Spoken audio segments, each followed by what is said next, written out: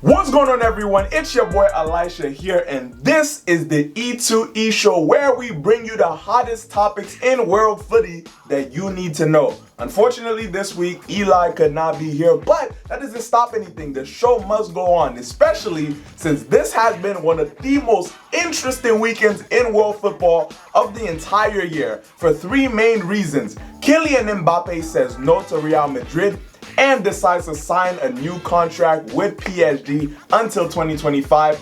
And the terms of his contract might just change the game forever, so we're going to get into that. Secondly, Man City wins their second consecutive Premier League title, but it almost slipped through their fingers, so we have to talk about the drama of the final match day. And finally, AC Milan win their 19th Serie A title after 11 years of not winning it. Congrats to them, and this could be the glory days of AC Milan being back.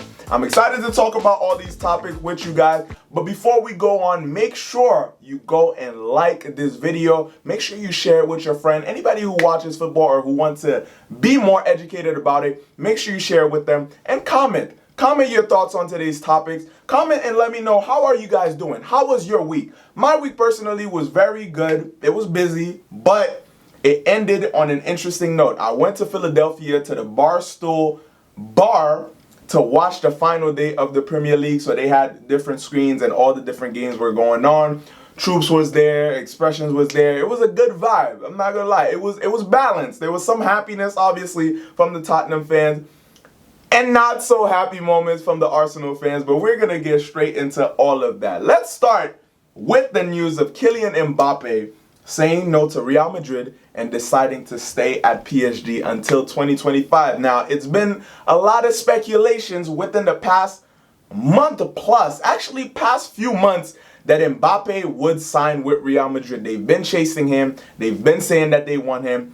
He's been showing his concerns and his unhappiness with PSG and how they've been handling some of their affairs, especially the fact that they haven't been able to win a Champions League after spending so much money on the club. I mean, over $1 billion from the past few years. But he announced this weekend that he will be staying at PSG until 2025, 3 more years of his contract, $100 million a year after taxes. So over $300 million for the next 3 years. And this is where it gets super interesting, and this is why I say it's going to change the game forever. Kylian Mbappe will have a say into who the next manager is, whether or not the current manager will stay or go, the new sporting advisors. He's going to have a say into player sales, whether the player gets sold or bought. I've never seen this happen in my 52 years of living in football at all. I have never seen it. And this is a young guy. Kylian Mbappe will actually be somewhat of the new general manager for PSG. Like, the fact that he has this much power on the team just so that they can have him stay is incredible. Now, because we haven't seen this before, we don't know how it's going to affect the game. We don't know if other players are going to start saying, hey, we want some power into the team also. If I'm a superstar, I want to be able to decide who gets bought, who gets traded, who gets sold, who gets sent out on loan, because Mbappe is doing it. So this is going to be very interesting for the game. I'm not mad at it because players like LeBron James in the NBA, Steph Curry, Draymond Green, they get to do it. You know, the superstar players get a say into what happens in the team that they're playing for because they're that good and the team wants to keep them. So they have to have some sort of leverage. Mbappe is going to have a lot of power, and I can see this being a trend in football for the years to come, in players, superstar players, having a lot more say into what their team do. So I think that's going to be extremely interesting. Also, Real Madrid miss out on him. Now, is this a huge loss for Real? I don't think so. Because they have Vinicius, they have Rodrigo, they have Karim Benzema, they have Asensio, they have Valverde, and Pogba might possibly be coming to the team. So I don't think it's a huge loss for them. Obviously, they're upset because Mbappe has kind of been flirting with them for a while, and then at the last minute, he tells them, no, I'm going to go with PSG. Obviously, there's a lot of sourness that comes with that because Real Madrid are saying he's been using us. He's been just using us as a bargaining chip, basically to get PSG to agree to his terms. So it's left a sour taste in their mouth. They're upset. They're trying to get UEFA involved and saying that there's financial fair play implications and that PSG are spending too much money on players. But in the past year, we've seen that obviously PSG doesn't care about a salary cap or about spending too much money. They've spent over $1 billion. They have the money. They can afford it. And they're going to continue to do so to build the best team that they can have. But if they're going to do that, they absolutely have to win the Champions League. So Mbappe, I hope that he made the right decision for his career and that it wasn't just about the money or just being the superstar diva that has a lot of power. I hope that he actually has a plan and that he has advisors that's going to help him win the Champions League with PSG. Otherwise, it will all be for nothing. He's already won the league. He's already won the League Cup. He's won the World Cup with France. He's won about everything that you can as a young player, but he has not won the Champions League, and that's the one trophy that he needs. So staying at PSG, I think that in his head, he's thinking, we're going to win it. But it's never a sure thing, especially with a team of that magnitude who hasn't been able to do it in the past few years. There has to be something different, and I think he saw that, but hopefully it wasn't just about the money. Now, let's get into the Premier League's final match day. Manchester City win their second consecutive Premier League title, and it almost slipped out of their hands. They were 2-0 down versus Aston Villa, but came back in the second half to win it 3-2 to win the title. Now, it was definitely stressful watching this game. And again, I was in Philadelphia watching all of them all at once when Liverpool was actually down also versus Wolves 1-0. So it seemed like Liverpool is down, Man City is down. The stress levels are out of this world because at that point, for context, we're knowing that if Liverpool wins and Man City loses, Liverpool win the league. But if both of them win, Man City's going to win the league. So the fact that both of them were losing at the same time definitely added to the drama. It definitely made it a lot more interesting. But Liverpool ended up coming back and winning against Wolves 3-1. And Manchester City beat Aston Villa 3-2. So definitely an interesting day, an interesting way to win the title, especially since versus QPR 10 years ago, Man City won the same exact way. 3-2 versus QPR. If you guys don't know, Aguero's famous goal at the very last minute of the game to win the title for them. Manchester United were in the same position that Liverpool were in. They won their game this year. Same thing happens. History repeats itself, but what a way for the season to end. And also Arsenal winning against Everton 5-1, but it just wasn't enough to secure their top 4 spot because Tottenham also did what they had to do and beat Norwich 5-0. Now this is where the watch party got kind of interesting, and I'm just going to clip in the footage and let you guys see for yourself the difference between Arsenal fans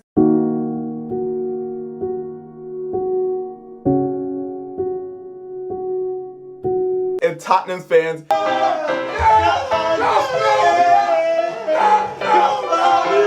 It was just a bad day for Arsenal fans. It was an absolutely horrendous day for Arsenal fans because they won the game. They won 5-1, but they finished outside of the top 4. And if you finish outside of top 4, you can't play in the Champions League next year. And so to see their rivals playing right alongside them at the exact time, winning their game and taking their spot in the top 4 for the Champions League next season, it's just it's a sour feeling, man. And I felt bad for them because it seems like Arsenal are picking things back up. It seems like their culture is changing. It seems like the youngsters getting more opportunities, scoring more, getting more of the leadership positions on the team. It's showing that the team trusts them, the fans are trusting them, and they're getting back up there. But they just are not in the position yet to be able to get to that top 4 or even contend for the title. So I think it's going to take a little bit more time. I think their manager, Mikel Arteta, is the guy to do it. I think that he's fit for the club.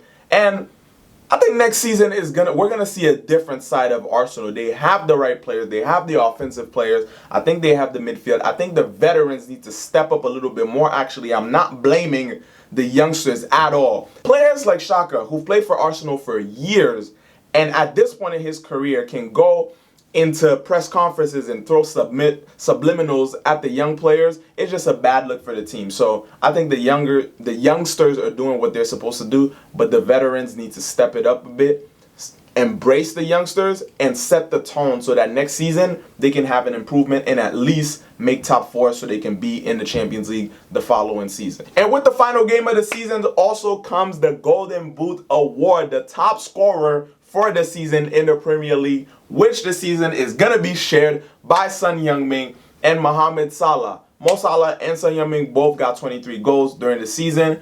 An amazing tally, if you ask me. 23 goals is not a small task, and the fact that 2 players were able to achieve it, and that Liverpool had multiple players on the top scorers list this season, was a very, very, very impressive thing. And finally, AC Milan win their 19th Serie A title after 11 years of not winning it. So could this be AC Milan being back to their glory days? I mean, the last time they won it, Zlatan Ibrahimovic was on that team a decade ago, and now at 40 years old, he's back on the team and helping them win it again. And he's actually talking about possibly retiring now. I mean, he's 40.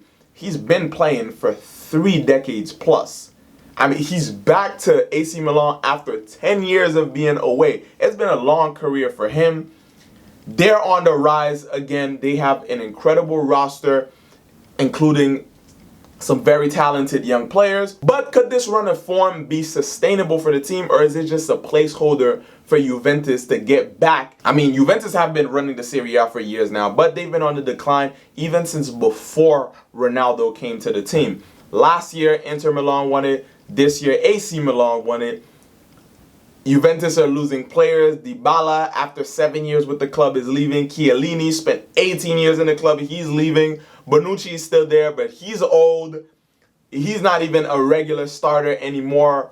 Pogba might be coming back. There's just so much going on with Juventus right now that there's just not a fixed structure, and it doesn't seem like there's a plan to get back to the top. They're going to have to put in some firepower and bring in some players that can really solidify the team for years to come, because especially playing in Italy, you have to have a core squad in the grass, just slithering their way and waiting to pounce, bringing in some firepower, bringing in some strong players so that they can get back to the top position. Let me know in the comments.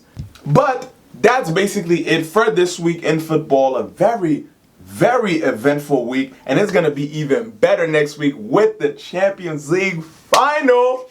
Real Madrid versus Liverpool, May 28th, 3 p.m. Eastern, and we're going to be streaming it right here on Go, so you guys definitely don't want to miss that. Make sure, guys, that you like this video. Make sure you subscribe. Make sure you comment. How are you guys doing? You know we're not going to get out of here without doing a mental checking. How are you guys doing? How are you feeling? Are you staying safe? Are you staying healthy? Are you taking care of your mental health? Are you taking care of yourself? Are you putting yourself first? You guys got to let me know in the comments, man, because you know we care about you guys. And I'm going to leave you guys with a bit of advice this week. You know, I have to leave you with a gem, with something of value that's going to help you go into the next week and be a better human. And this week, we're talking about restraint, guys. Restraint is very important. Whether it is restraint against the outside world, restraint against eating certain things that you're not supposed to, restraint against yourself as a man or a woman, as a human being, we have to learn restraint. We have to learn how to be faced with the temptations in life and be able to say no. As always, I tell you guys a lot about balance, and that is how you bring balance. You can't say yes to everything. You can't accept everything. Not just from the outside, like I said, but from yourself. If anger comes in, you can't let yourself be angry all the time. Sadness, you can't let yourself be sad all the time. You have to be able to have restraint and separate the things that, and filter out the things that you're not supposed to let infiltrate your life. So take that advice, apply restraint into your life. Something that you feel like has been hard for you to separate yourself from, apply some restraint into it this week. As always, make sure you guys stay safe out there, stay healthy, like, comment, subscribe, share this with everyone that you know in the entire world so that they can enjoy watching the show. Also with you next week because we will be back on the E2E show. We'll see you guys next week. Peace.